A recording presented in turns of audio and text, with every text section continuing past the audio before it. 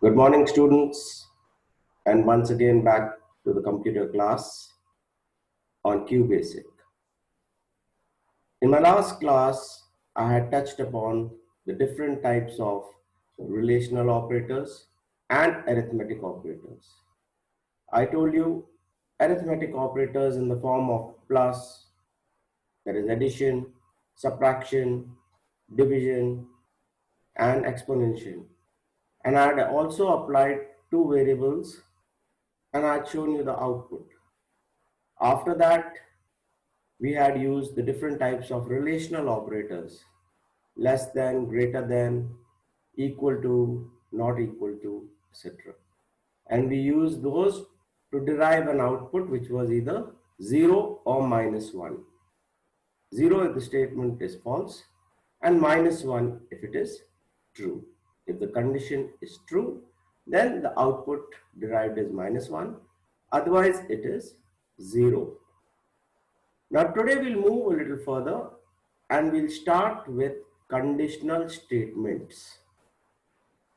Okay, conditional statements: if, then, else. What are basically conditional statements? Conditional statements are given when you have to choose from between two or more given conditions. For now we'll have two conditions and then we'll move on to more than two conditions. You generally have a choice, suppose true or false, right? Male or female. So when you have to choose between any two statements, or you have to display the output of whichever statement matches the condition, you apply conditional statements of the category if, then, else. Else if is also used when you have more than two conditions to be sorted from. You have to choose one of more than two conditions, maybe three, maybe four. Then we use the separator else if. So you will understand it better as I demonstrate to you on the computer itself by sharing the screen. So what I want all of you to do is, I want you to open into your 6th class books onto page number 157. Although I had done this last year also with you, but it was in very brief. So I would like to elaborate and explain it to you in little detail this time. So all of you open your 6th class books to page 157, conditional statements. And don't worry about the programs which are given in the book. As I do certain programs on the screen, you keep following it and then you apply these programs to your own extent. Last time also I had told you that when we used arithmetical operators, I told you to use formulas of your own which you have studied in mathematics. That is volume of a rectangle, okay, rectangular block, then circle, the perimeter, okay, circumference. I told you to do all these, whatever formulas you may have learnt in class 6. You may have learnt a whole lot of formulas, that is about a rectangle, about a circle, or even a triangle. So apply those formulas through small little programs. Input, all you have to do is input the values and derive the output. That is how you will develop your logic, because computers, the more you develop your logic and understanding, the better it will be. Don't be restricted to only things which are given in the book. You can use your own discretion and imagination and try to apply and develop your own logic. So I would be happy if all of you, if you have not done it, there is a lot of time, please go through the 6th class maths book, take down all the formulas along with simple interest, and you have some formulas I am told at the back of the book which are given, and try and input those values to those respective variables and derive the output while writing small programs. I am not asking you to remember any of the formulas. I am not asking you to do that. All I'm asking you is to develop your logic so that you understand what programming is about. I don't expect you to learn the formulas by heart. No, I am asking you, whatever formulas you have, take down those formulas, see the variables that I used. For example, in the simple interest one, which I had done last time in my previous lecture, I used variables P, R, and T. So all I had to do was input the value of principal, input the value of the given rate, and input the value of the time. And after inputting those values, store them to the formula whichever you have, and then get a printout. Similarly, you have different formulas and you have different variables used. So try and input those values and derive an output. It will help you in the future programming also. Okay, so that was about the previous class. Today I'll go on and I'll share my screen as I usually do, and we'll start with the conditional statement. What is a conditional statement and how do we write it? Okay, so let us start a simple little program we will write, and then we'll write a little bigger one and you will understand what are conditional statements. So today's class we will study about conditional statements. So let me share the screen with all of you, and on your screen here you have your basic. Now, like I told you, this part is not meant for you to understand or write about. You just pay attention to what I am giving here. Now I'm going to write a small little program where I'm going to input a value and I'm going to ask whether that value or whatever I have given you, two values, this value is true or false. So let me start with input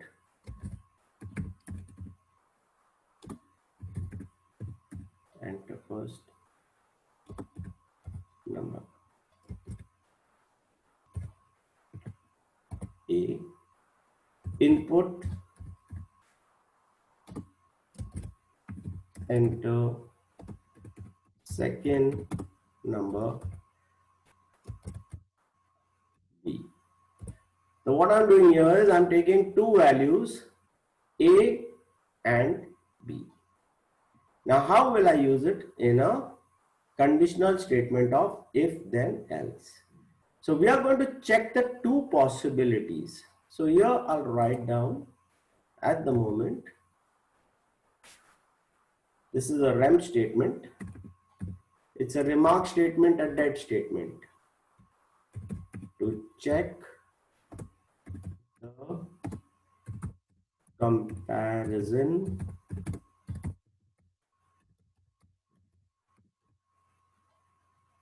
possibilities between two numbers.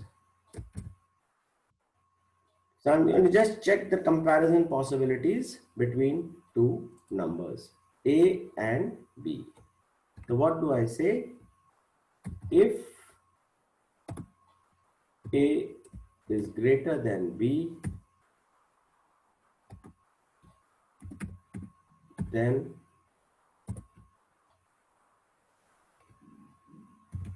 print A larger. Don't worry about the red line. Okay, we're just checking over here. If A greater than B, then print A larger, else print B larger. So we are taking two values. If A is greater than B, then print A larger, else print B larger, and end. So if you're worrying as to why those red lines are coming, because if has to have a and if. Every if has to have a and if. Till I don't give the and if, it will keep showing me that this statement is incorrect. And last of all, you give your end.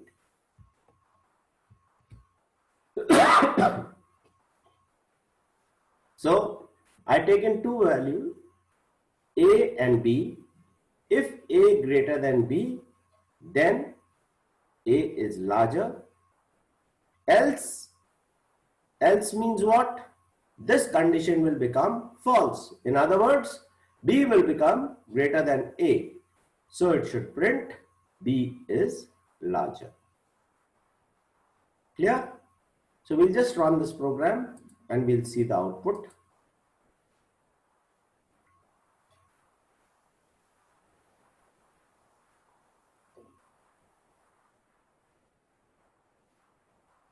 So remember this, that whenever you're typing, whenever you get this red color line, don't get confused, because sometimes when you're writing the if over here, till you don't give the end if. Every if has to have an end if. Please pay attention over here. This end is the physical end. Up to now we were just writing end. Now we are writing end if and end. There are two different statements because this end if is for this part. Okay. So we'll enter a number. Let us take 12 and we'll say 5. So what does it tell us? A is larger. Why? Because 12 is larger than 5. That is what we have given. If A is greater than B, then it should print A is larger. Else, if I run this program once again now, and this time I'll give another condition. Okay. Now this time I'll reverse the condition and say, let me take a little bigger number, 21. So it says B is larger.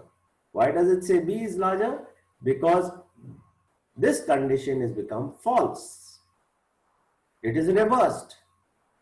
So B is larger, so it will take the else. Okay. So what I mean to say is, when you have if then else, if your first condition matches or the condition becomes true, then it is executed. Else the second condition is executed. This is when you have two conditions. If, then has to come with the if only, else and end if. Now sometimes what happens is we are faced with a problem, that is these two numbers. Up to now we have seen that there is a possibility over here of even a third condition. So what is the possibility of the third condition? When you compare two numbers, A can be larger than B, B can be larger than A, or both can be equal. Now what happens over here? So therefore what we do is we'll put a else if. That is exactly what I'm talking about. When you have more than two conditions, then you have to here add a else if. Else if is a single word. Else if A is less than B, then we have to print B is larger, and here now we'll give the else. Else print, now we'll say here both are equal. Now this is three conditions we have given here. You can see over here very clearly we have three conditions. The first condition is if A is greater than B, then it should print A is larger. Else if, that's why we use the else if. So whenever we need to separate more than two conditions, we need else if. And where is the else if to be written? It is to be written along with the if. Else if is one word. Please see that there is no gap in this. If you give a gap between the else and the if, it will give you an error. End if over here has a space. Else if is one word. Else if A is less than B, then print B is larger, and then don't put else if, neither do you put a condition. Because it is understood, if these two conditions are not true, then the third condition will be true. So else is always written without any condition, and it is always given to separate the last condition. If you have more than 2-3 conditions, I'll write another program and show you. We'll have to add else if all the way down. All the way down, we'll have to add else if. So let us run this program and see the output. How does it come through? Now we have entered. We'll enter the 3 type of comparison possibilities between the two numbers that we have taken. So let us enter the values and see and check whether this program is executing or not. So let us take first time 56 and 78. What should it say? B is larger. That is exactly what we have done. Again, we'll run the program. Now students, this every time we need to run the program, we have to press F5 key. Now this becomes a little tedious for us. In our next class, I will be showing you looping statements. And with looping statements, we will not have to run the program every time by pressing F5 key after giving one comparison. So that problem will also be overcome. But step by step, we have to go. Now we'll take another value and we'll say another value 23.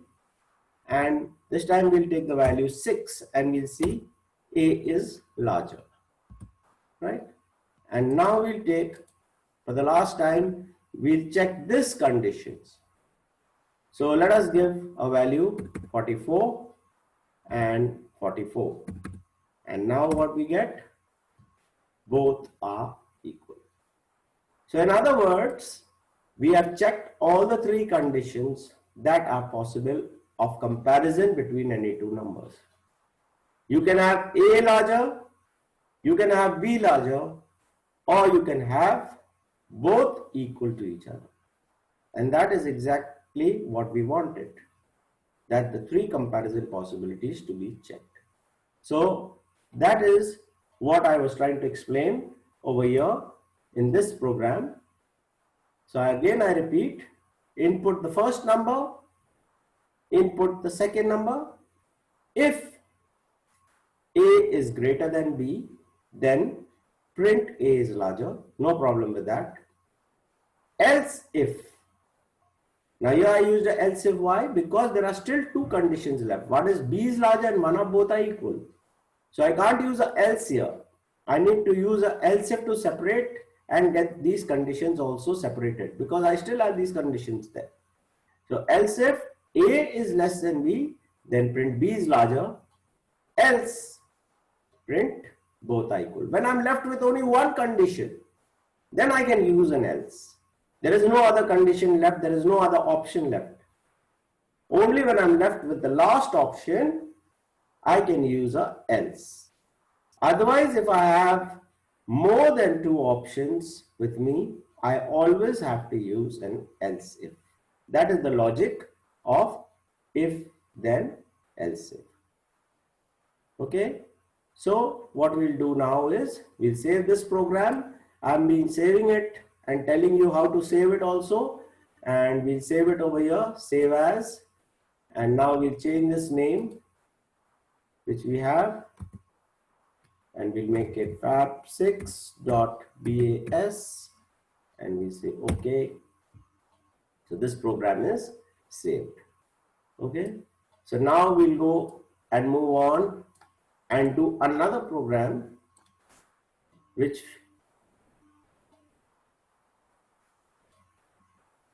something wrong with the mouse.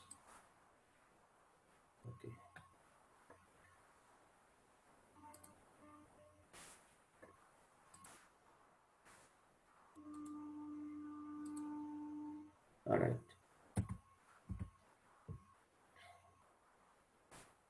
I hope I am audible because I do have a sore throat, and maybe you may be having a little problem, but then please keep your volume a little extended so that you can hear what I am explaining.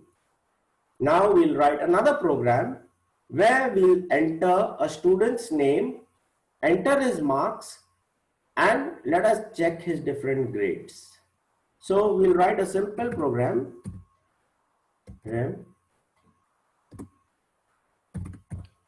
Program to enter student name and marks and check grade. This is a dead statement. The REM statement is a non-executable statement. You all know it. It is just given so that you know what exactly is this program about. Start with, we'll use the input statement again. Input, enter student name. Now student name, I told you children, it is to be used with a $sign. Why? Because it is a string. Don't forget that. And then we'll say input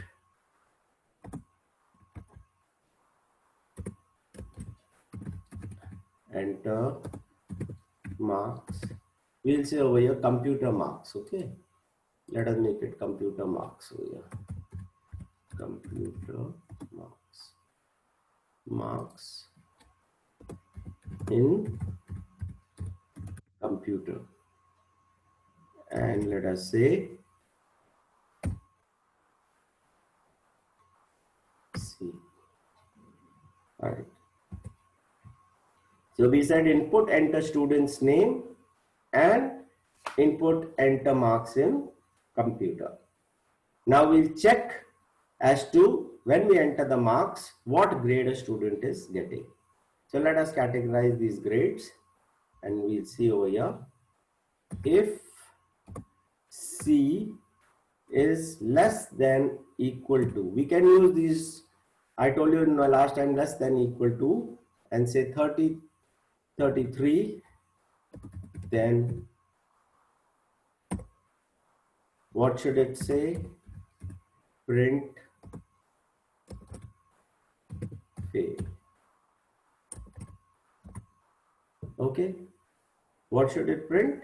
Fail. Now we are giving more than 2-3 grades. We'll have A, B, C and fail. Okay, so this is computer marks. Okay, so we'll say now, else if C is less than equal to 55, then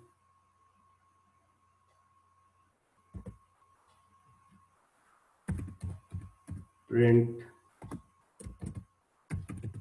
grade C. Okay, else if, sorry, there's no space in between. Else if is one word I told you. Else if C, that is the marks of computers, is less than equal to 75, then print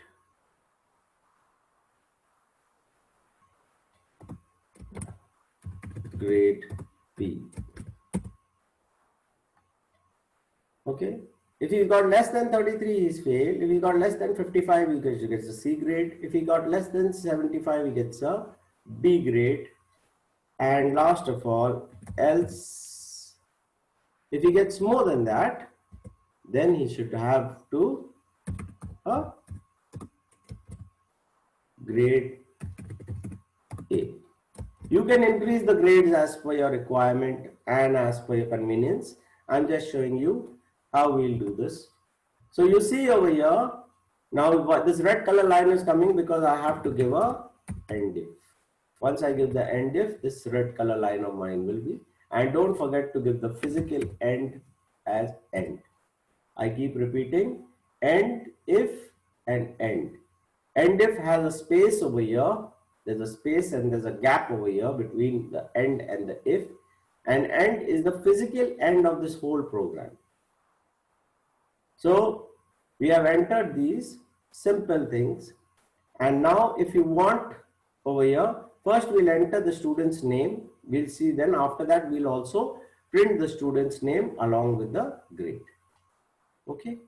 So we'll say over here print fail and we'll give whatever variable we want to use. Okay.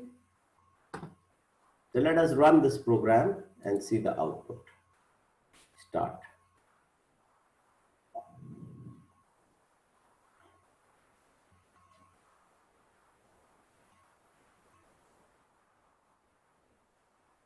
Enter student name. For now, student name, there will be no this thing because I'm just entering the student name. There is no output statement given to this. I have not given a print statement. Okay, I'm just trying to show it to you. 23. As soon as I press 23, it says fail. So that is the condition we had given here. If it is less than 33, he should fail. We run it again once again. And this time we'll give a different grade. Student name, let me take, it will not print just now. I'll have to use a variable to print it. Okay, 78. It says A grade. Why? Because if less than 75, then it is B. And since it is greater than 75, it is printing A. So his grade is A. Because the marks entered over here were 78. Enter another value. Start. Okay. And just entering that only. And 68. And it says B grade. Why B grade? Because marks are less than 75. Okay, so this is what it is printing. Now if you want to print over here, then we can add over here $. What is $? $. Is the name. Okay, and $. again, and $. again. Here also you put $.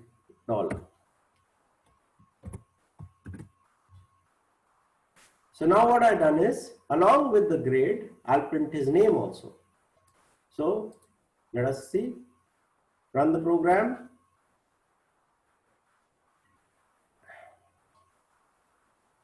And we'll see what the output is. Okay. Now let us say any name, Nitin, and we'll say his marks in computers. Let us say 73. Grade B and Nitin. We can separate this a little over here. If you want all these grades, if you want to separate it, then you need to make a little space here. That of course you can do. So otherwise what will happen is the printing will come very close to the grade.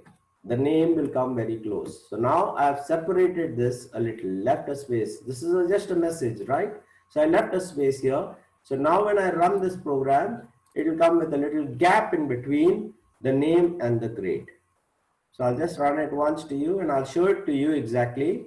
Once I run it, you will see the output. That is the grade coming. Suppose I say again my name. And I'll say the marks over here. Let me say 45. Grade C. You can see and faded. So this is what I meant to say. We are doing with the, you can give any type of condition and you can make your own conditional statements. You can have your own logic for whatever you are doing. Harsh 88, grade A Harsh. You can change the message however you want to. What I've tried to bring forth to you is how you write the logic of if, then, else, or else if. Again, I repeat, please pay special attention that if you have more than one condition, we use else if. And this else if is used to separate all the conditions right till the last condition. Only when there is one condition left, we don't have any further conditions left, then we use the else. Otherwise, always use else if to separate the condition. If you have yes two conditions, whether true or false, whether male or female, then in that case you have only two conditions. Then you can use a else, like it is shown in the book. In the book you've only got up to else in that particular lecture. But I'm trying to now go a little further and show it to you, because there's no sense in doing if then else if you're not going to study else if. And else if is very much there in your portion in the coming classes, in the coming class also, and you will have to know this condition, because otherwise it will be incomplete. So just having the if then else statement doesn't make any sense. It is if then else or else if, whenever you wish to use it. So this is what I've tried to demonstrate in today's class about how to apply the if, then, else or else if condition. And in the next class that I have, so this is once before I close, I'm just showing it to you. This is how you have to write your program. You come into file, you come into save as, and you'll see untitled. Please remember whatever name you want to give it, and this is your path where your file is saving, so that these programs are all saved wherever you have it. You can just check the program and make modifications. You don't need to write the program again and again.